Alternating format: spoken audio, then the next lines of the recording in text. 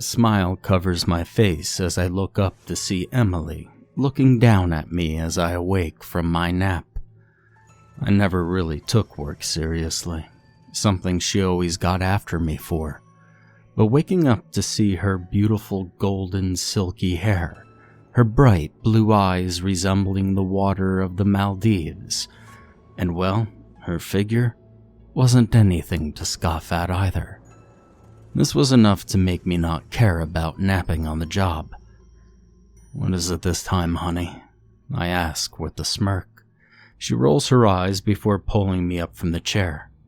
"Come on, it's getting pretty busy now. I know you've come in early, but you're leaving me and Matthew with all the bagging and scanning." I sigh and stand up. We live in a relatively small town where, for the most part, everyone knows each other. We work in a local supermarket with the lovely name of Super Emporium, although there isn't anything super about it. It's a small, dingy store known for its relatively low prices of meat and fish. The size of the store is small, and Emily, Matthew, and I are the only ones who work here during the day. I walk over to the checkout counter behind Emily, giving her small glances and checking her out. Ever since I met her, she's been the joy of my life. We've been going strong for 3 years now, and I've been saving up for a ring. I see Matthew bagging a few items for the current customer checking out. Emily gives me a little shove towards the checkout as I ring them up. Matthew, a bit of an older man, finished bagging, sending the customer on their way home, and walked over to me. "Hey, Cole." I could smell the nicotine coming from his breath. He had a smoking addiction he could never really overcome, sneaking a few during work in the break room. How the smoke detector has never gone off is beyond me, but Emily and I suspect he took out the batteries. Not like it matters. It's his business after all. A family-owned store he inherited after the passing of his father. He looks at me with a small smile. Ever since his divorce, he's been different. He seems less motivated, and I can't help but feel pity that we're the last thing he has. His only friends. "What's up, Matthew? Hey, sorry about sleeping in, but you know how it goes." Don't sweat it, Cole." He gives me a sad smile. "Emily is just being a bit dramatic. It isn't that busy, like usual." Emily looks over at us, overhearing Matthew's comment with a look of annoyance as she shoots us a middle finger before going back to her duties. I then stand there awkwardly with Matthew before I excuse myself to go back to helping a few customers waiting at the checkout. A few hours pass and I finish work. Emily gets in my car as usual and I drop her off at her place before going home. It's a nice house, big enough to fit 5 people, and still have room to spare. I live with one of my good friends, Gary. I've known him since we were children. He loves hunting in the local woods and owns a small jerky shop in a nearby plaza. I enter the home greeted by the scent of manly musk as I see Gary shirtless on the couch eating ice cream from the tub and watching TV. "Bro, really, you smell like ass and I could smell you from here," I grumble as I take off my jacket and hang it on the rack near the door. "Mellow out, man, it's no big deal." He gives me that stupid grin he does when he knows he's annoying. "And besides, who gives a shit? Just 2 of us anyways."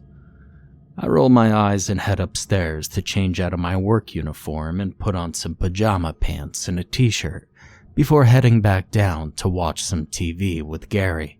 We sat there in silence, only breaking it to crack jokes and to make fun of the show we were watching before calling it a night. I head upstairs to give Emily a call. She quickly answers and she already sounds tired. I can't blame her. It's late and we have to wake up early. "Hey babe," I say on the phone.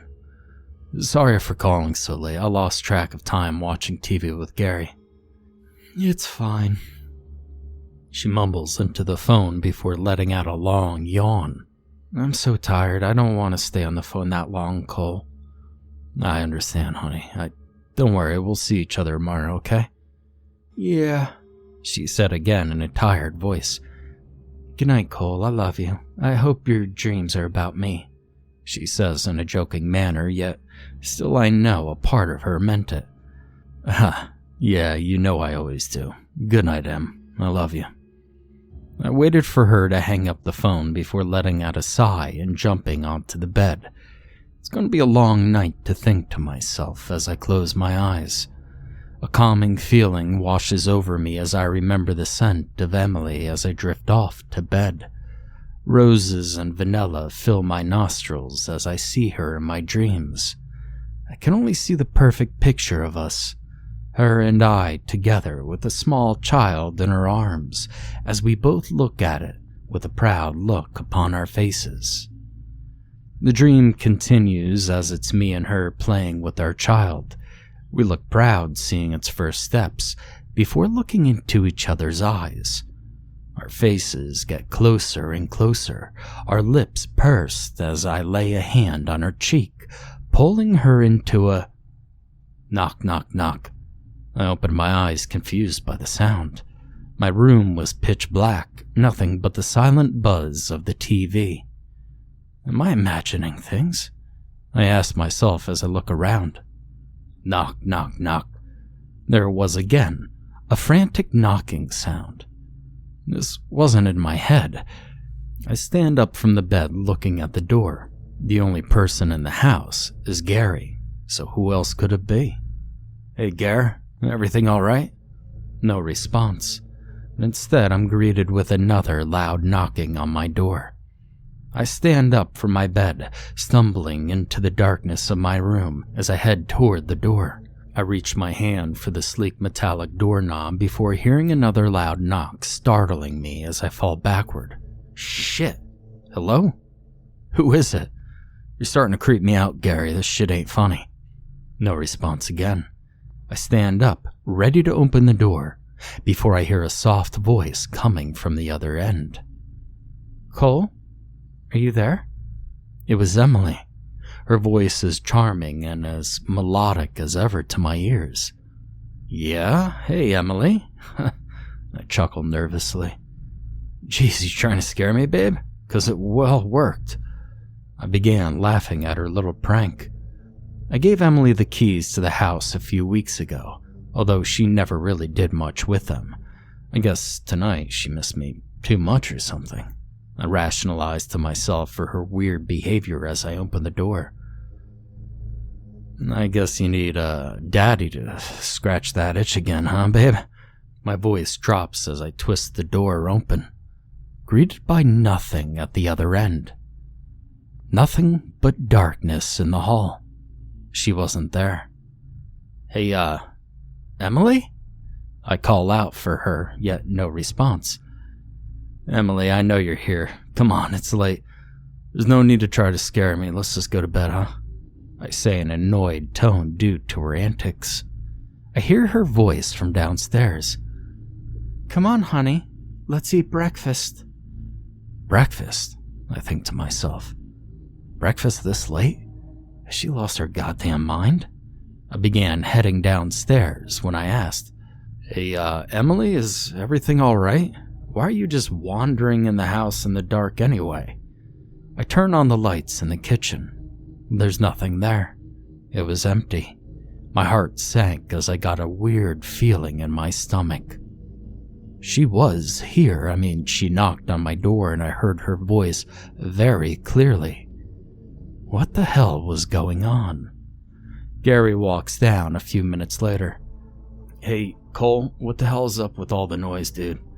Can you, not make so much fucking noise at 4 a.m? He sounded pissed, and the look on his face confirmed that thought. Did you hear it? Her? Did you hear her? I asked. Did you hear Emily? Dude, what the fuck are you going on about, dude? Just go to sleep. Jesus, don't do that weird shit again, man. I know you want to marry the woman, but hell, I'm trying to sleep. and you're over here screaming, Emily, come to Daddy. He mocks me before heading back to his room in a grumble, saying obscenities to me.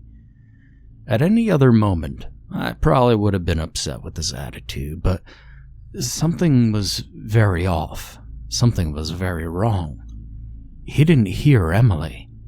How was that possible? For her voice was clear for me, and there was no way I could just imagine something like that. Anyway, I head back into my room, paranoid, and I go back to sleep, waking up the next morning. The day went slow and I went through work as if nothing happened, until I couldn't hold it in anymore, and I confronted Emily about it in the break room. Hey, Emily, did you happen to just come over to my place last night? I asked, unsure about the question myself. No, she said, confused. Why do you ask? Nothing. I just thought I heard you last night, but I never saw you, and Gary said he didn't hear anything either, but I swear I heard you knocking on my bedroom door and speaking to me. I say, a little worried now. The events of last night felt too real to be fake. I noticed that Matthew overheard our conversation as he walked over to us. You thought you heard her, you say, but Gary said he didn't? I nod to his comment and respond, yeah. Matthew shakes his head. Emily pays attention to his words as well. I feel her hand on my shoulder as she rubs it, noticing the distress on my face, trying to comfort me. Well, you call me crazy, but I'm a huge believer in the supernatural, he said quietly. Now you look, Cole. I know you probably won't believe me, but I think you might have a mimic on your hands. I scoffed in disbelief, but part of me wanted to believe him. What happened last night felt too real for it to just be in my head. What if he is right? You're joking, right? I say in shock at his proposition. He shakes his head. Look, Cole, you have two options. Either you're crazy, or it's a mimic. You have all the signs it's one as well. The perfect sound of someone you know, but no clear source of knocks on your door. I mean, come on, is it really that crazy? He chuckles as if he was talking to an idiot. I looked at him with a scowl on my face, as much as I wanted to deny it. His words were scaring me. I was never a firm believer of the supernatural, but I always thought maybe, just maybe, there are things in this world that we can't understand. Look, Matthew, I seriously doubt all that. You're just speaking out of your ass trying to scare me. It was probably just all in my head. He shrugs. Well, suit yourself. I'm just putting in my input and thoughts. If anything else happens, well, you let us know, alright, bud? I mean, we're friends after all. He gave me a sincere look before walking out of the break room. I look over at Emily, who just hugs me. Let me know if anything happens, okay? I believe what you say is true. You just have no reason to lie to us. I nod and kiss her. The rest of the day goes by fine and I head back home. Gary is doing his usual thing. I hear music blaring from his room, and considering he goes to the bar on Fridays, I could imagine what's going on in that room. I head into my room and change into something more comfortable. I then head into the kitchen and pop open a cold beer. I sit on the couch and I put on the news. The music from Gary's room is louder than the TV itself. After about what seemed like an hour, the music goes off, and I see Gary come downstairs with a girl. Both of them were sweaty. The girl's hair was ruffled and plastered onto her face. Meanwhile, Gary was drenched. I could smell their shame and musk from the couch as he ushered the girl out of the house. Looks like you had a good time, huh? I take a swig from my beer and offer him a bottle. You want one? Gary takes the beer from my hand with a groan and takes a drink and hands it back. Shut up, Cole. I didn't know you'd be here so early." He looks at the clock. "Well, take that back, I guess. I didn't know it would take me so long." I laugh and stand up and pat his back. "Yeah, man." Before I head into the kitchen, he grabs my shoulder. "Yo, Cole, about last night." He had a face of worry. "Everything okay, man? You seem a little convinced about all that stuff, but I didn't hear nothing." I sigh and nod. "Yeah, everything's alright, Carrie. I probably was just missing Emily, like you said." I didn't want to tell him about the mimic theory Matthew threw at me. Neither did I want to accept that as a reality. Gary walks away and heads back into his room, and I sit at the kitchen table pondering. I was scared to go back to my room and sleep. It was about to be 11 p.m., and I didn't want to move. I didn't want to risk that happening again, even though I knew it wasn't real. Part of me was doubtful. Fatigue started to get to me. I'm overreacting, I think, as I stand up and start heading toward my room. It's late. I gotta sleep. This is me being stupid. I walk into my room and I lay down in bed. I close my eyes and I soon fall into a deep slumber. I dream about Emily again. Well, more so of a memory of our first date. I sit with her at the pier on the beach as she smiles at me. "Hey, this was quite fun." Her hands move closer to mine. "We should do this again sometime. I haven't felt this happy in a while." I nod. "Yeah, well, I agree this was a nice time." We both look over at the sunset, our hands now touching as we watch the sun go over the horizon. "It's so beautiful," Emily mumbles.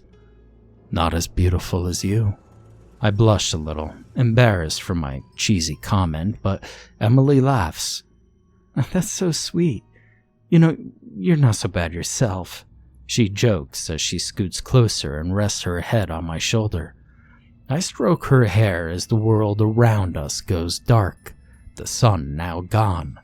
We stay there in the same position before she stands up. "Come on, we should go now. This was fun." I agree and I try to stand up, but I couldn't move. My chest begins to feel heavy as I try to move. I start wheezing as if something is laying on top of me. I am taken out of my dream, the same feeling as if something is laying on my chest. After a while, my eyes adjust to the darkness, and that's when I see it. On top of me lay a woman with bruised skin, tattered in dirt. Its black hair was matted on its face. Her long, dirty nails caressed my chest as she stared up at me with her black, sunken eyes. She then spoke, her voice so mesmerizing, like the singing of birds. It was the voice of the woman I love. "Hello, Cole," it said in Emily's voice. "I've missed you." The creature then smiled at me, her teeth crooked and black. It was appalling. I wanted to run, but I was stuck there, unable to move, and no matter what my brain told my body to do, it would not function. The creature, the mimic, then stood up. I noticed her belly grow and grow as if she were pregnant, and I watch in horror as I watch this unfold. I see a baby begin to crown, and the mimic yells. I still can't move or run as I watch this creature give birth to a baby with a sickly gray skin and pure black eyes. The baby doesn't cry. It remains silent as tears of this long black liquid pour out of its eyes. The mimic brings the baby towards me with a sick smile. "Look, Cole, it's our baby boy." The mimic seems ecstatic about it and brings the baby to me, holding it up to my face as I lay on the bed, unable to move, unable to scream for help. I watch as the baby turns its head to me and in a deep demonic voice says, "Papa."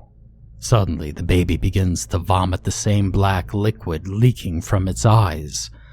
and I feel a burning pain as this corrosive fluid lands on me. I try to move.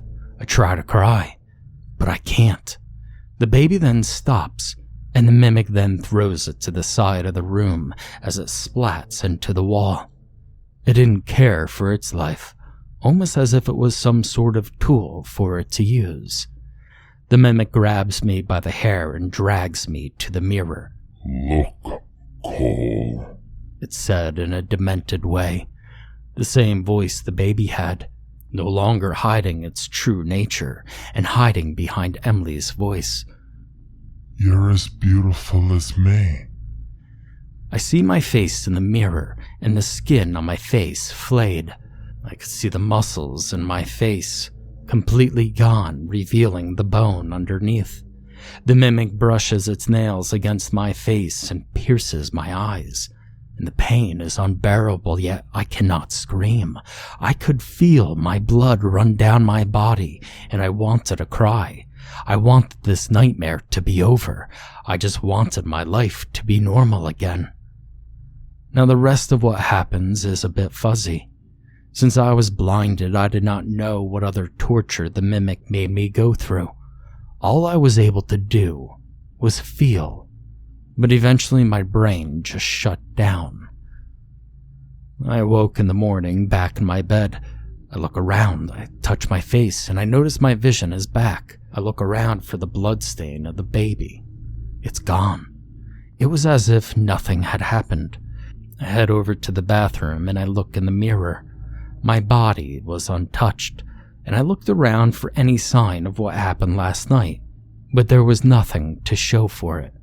I head downstairs to see Gary, who immediately shoots me a weird look. "God damn, bro. Looks like you've seen a ghost," he says with a little bit of a worried look. "Yeah, well, I don't know, dude. I guess that's one way to put it," I reply as I grab the coffee pot and serve myself a cup. I look back at him, seeing his worried face. I want to tell him, but I'm scared he will think I'm a little bit crazy.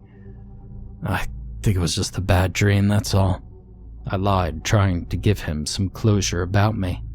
"Besides, I don't look that bad, I just lost a little sleep, that's all." I grin and I walk out of the kitchen before he could respond. I don't want to talk about it. I walk out of the house, mug in hand, and get to my car. I start driving, not knowing where I'm going, and I began to break down in tears. I can't figure out what the hell is happening to me. This thing, it just won't leave me alone. Now, I haven't said this, but I see it in the corner of my eye. It's now watching me. As I drive, I could see it in the rear view mirror, sitting in the back seat. I can't escape it no matter what I try. It stays with me, idly waiting for me to sleep. I hear a yell and my tires screech to a halt as I feel my car go over a bump. I get out of my car and I see a woman holding her child on the ground. I can't wrap my head around it as I look back at my car, noticing the street streaked with red tire marks. The baby's head looked abnormally flat, with blood littering the ground like some kind of horror movie set. I keep looking back and forth, barely able to hear the gurgles of the dying mother. All the creature did was smile. Why was it following me? What does it want from me? And why won't it just kill me? I look back at the mother and baby and I'm left with no other option. And so I get into my car and I drive away. I keep driving, my mind blank, unable to believe what I just did. I didn't dare look out my rear view mirror anymore, because I knew it was there in my back seat. I didn't have to look, because it was breathing down my neck. After a long drive, I arrive back home, not even bothering to say hi to Gary.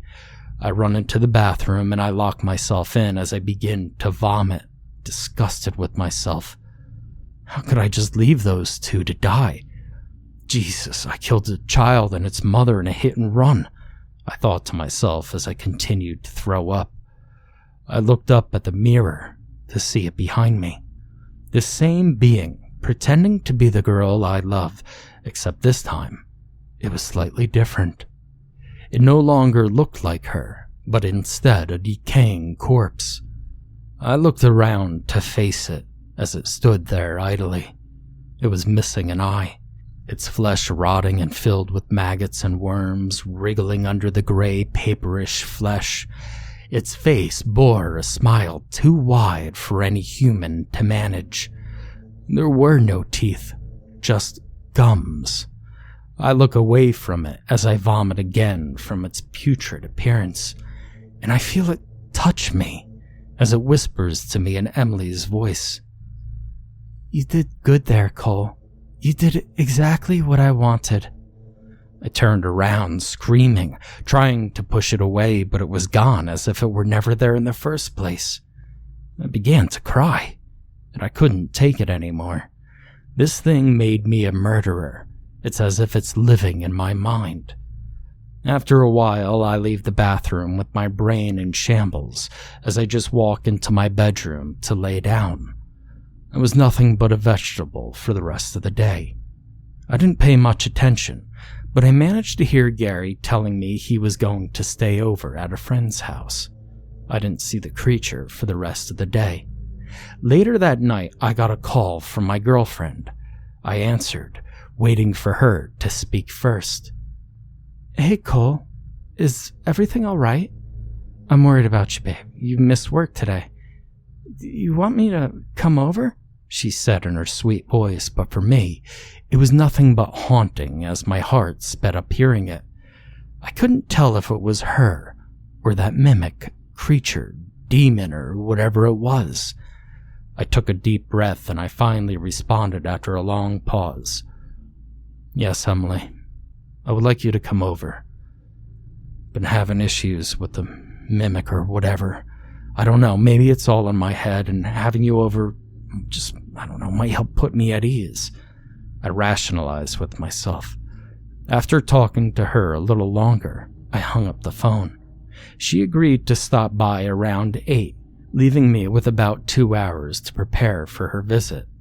I lay on my bed, contemplating everything. How did my life go to hell because of this? I'm a murderer.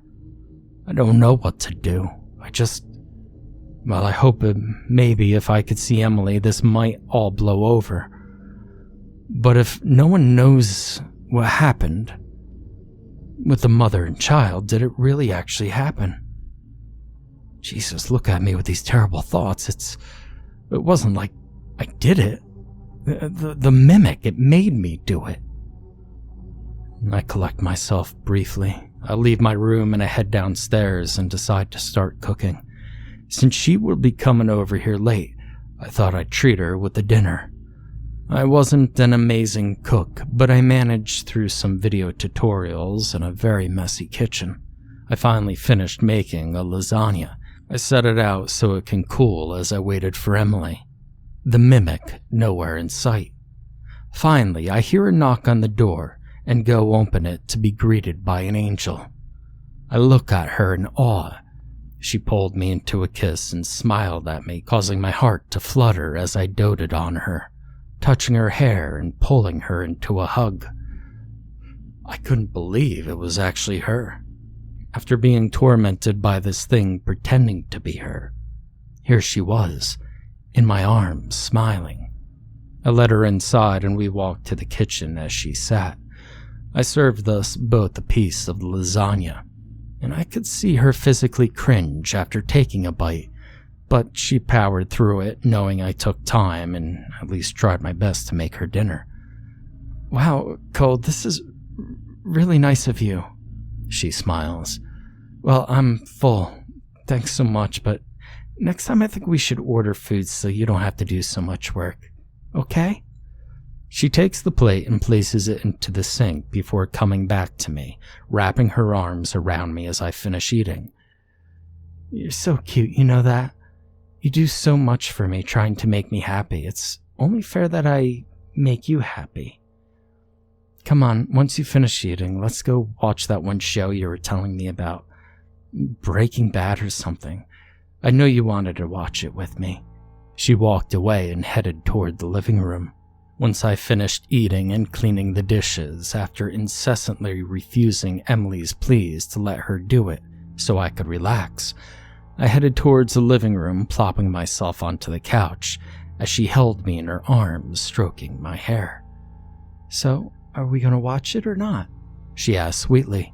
Her voice felt like ecstasy in my ears. "Yeah, we're going to watch it," I respond as I put it on. We sat and watched Breaking Bad. Every time we said, "last one," we would start another one, wanting to know what would happen. Eventually, we both agreed it was too late, so we headed to bed. I held her in my arms while laying on the bed, touching her hair and kissing her. Afterward, we talked, and she explained to me that she was going to help her mom tomorrow at the homeless shelter like she did every other week, but she said she was also volunteering at a hospital. I asked her if I could join her, but she said all the positions were filled, and she would ask to see if it was still possible and let me know as soon as possible. And finally, we both drifted off to sleep. I had forgotten all about what happened. I no longer cared about the mimic or the people I ran over. I had no worries at all now that the one thing that kept me going was here in my bed sleeping with me. I woke up later that night. I reached over Emily to grab my water, touching gently before recoiling back. I get off the bed as my eyes adjust to the darkness, and I notice my hands are covered in maggots. I yell, wiping them off and turning on the lights to see the mimic in the spot where Emily had been sleeping. It stared at me, its eyes burning into my soul as it stood up with that smile it looked like it did when I first met it. A woman with her skin covered in dirt and bruised, her deep black sunken eyes and long dirty nails. "What did you do with Emily?" I yelled in fear and anger. It just stared at me silently before opening its mouth and speaking in Emily's voice. "Cole, are you okay? It's me, Emily," it said as it walked closer to me, reaching its long, dirty hand toward me. I slapped it away before punching it in the face. I was no longer afraid of it. I was enraged. I don't know what it did to my girlfriend, but I've had enough of it. I ran to the kitchen as I heard the mimic call for my name as it chased me, still using Emily's voice. I rummaged through the drawers, looking for any weapon before finding a large knife from the junk drawer that Gary probably left in there, and I confronted the mimic as it stared at me.